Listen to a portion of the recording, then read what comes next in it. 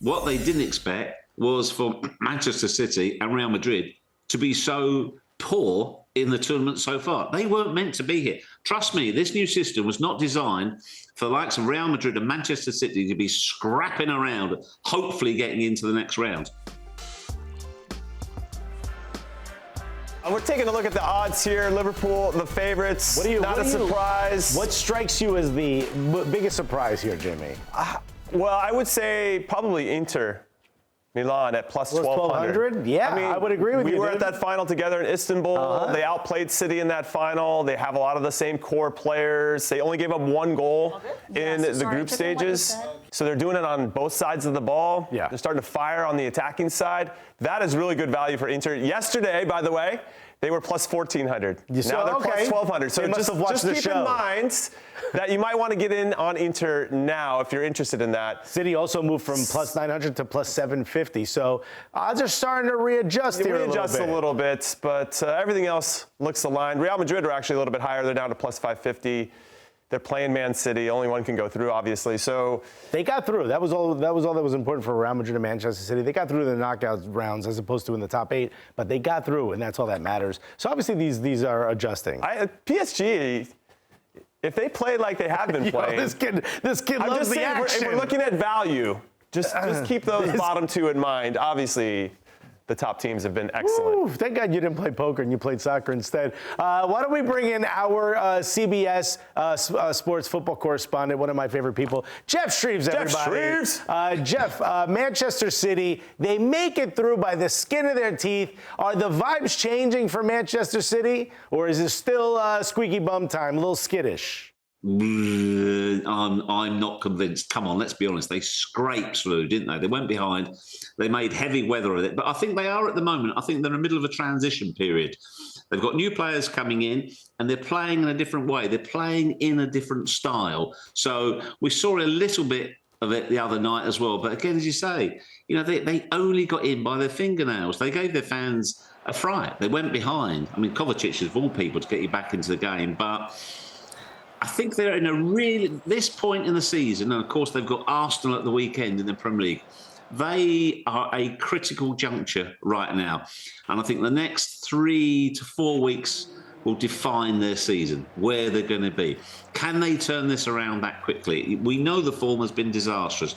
They've started to get a few good results, but we haven't seen any blow-you-away performances so far, have we? So it's how quickly can Pep meld the new players and this more direct style, this style where they are stretching teams more and having options other than Haaland to hit the ball up to. So I think they're a threat for anybody. I don't think Real Madrid will be pleased to have drawn them. But equally, Manchester City, it was going to be them or Bayern Munich. We know with this new format, we knew who it was going to be. For Manchester City, where they are in their evolution this season, I think it's a really, really tough draw, guys.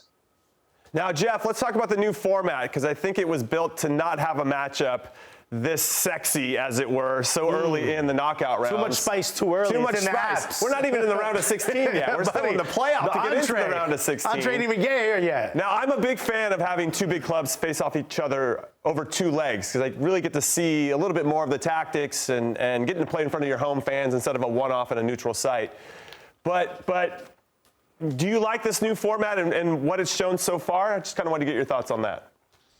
I'm with you because what they didn't expect was for Manchester City and Real Madrid to be so poor in the tournament so far. They weren't meant to be here. Trust me, this new system was not designed for the likes of Real Madrid and Manchester City to be scrapping around, hopefully getting into the next round. Not one bit of it. So this is by accident, not by design. The fact that they are there, I think, is fantastic. Yeah, these are exactly the type of matches we want to see.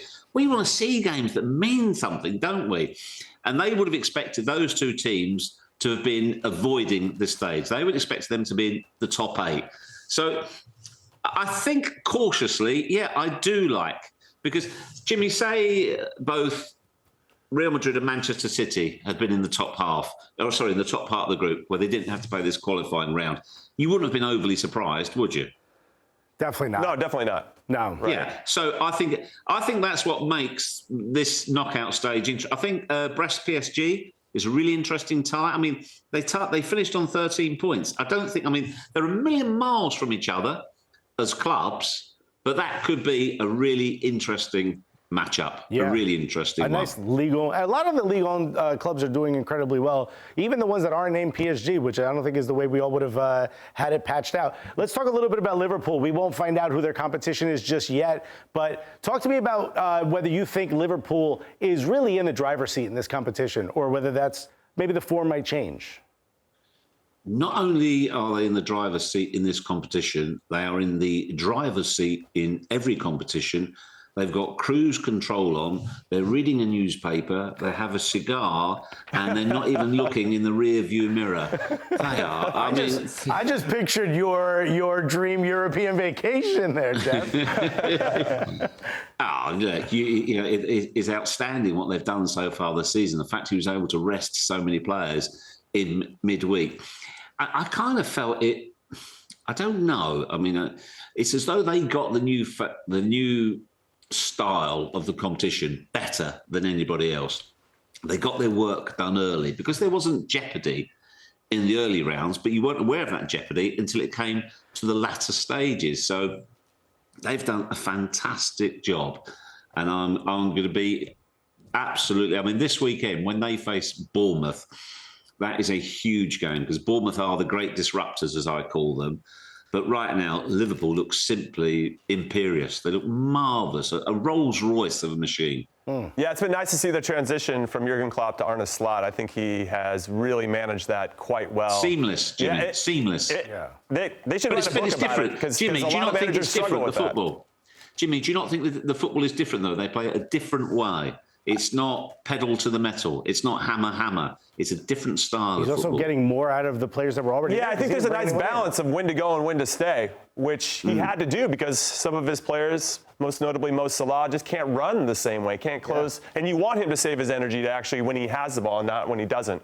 So they've been a lot more smarter, more intelligent, more efficient in their movement on both sides of the ball, and I think that's shown. So fair play to Arne Slot. I think it's been an incredible transition for him. Can we talk, though, about Aston Villa really quick, Geoff? Because somehow, some way, John Duran is going to be going to Saudi for like $90 million. That's crazy. And that stops my Arsenal from getting Ollie Watkins, That's true. So they made a choice. So Villa and Unai Emery made a choice to keep Watkins instead of Duran. And now they get some incredible cheddar for him from Saudi Arabia, which they can now repurpose and continue to strengthen their squad, which they got to be thrilled about.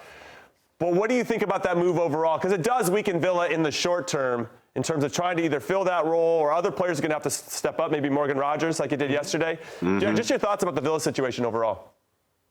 I think Unai Emery is an extremely intelligent coach, and you can see from the way he's handled Duran previously, I think he's somebody who's quite emotional, and Unai Emery has had, shall we say, not difficulty, but he's had his moments. The player is frustrated, and I think he feels that Ollie Watkins is more his type of player. So if one of the two is going to go for financial reasons, then Duran is the guy to go. Absolutely, and I agree with you as well about Morgan Rogers. What an absolute talent he is. So he can step up. He gets goals. He's got a great physical presence. There's a lot to admire about him. I really do not understand the Arsenal Ollie Watkins bid. I don't get it, because from the outside there was no chance, absolutely no chance of them getting him. Yeah. Jeez, Geoff. That's not official yet. We should. Not official. But it's getting close. Ollie Watkins, Duran is going to be going to Saudi Arabia. Ollie Watkins grew up an Arsenal fan, so it'd be nice to see him do that. Geoff, thank you so much for taking the time spending with us. Appreciate you.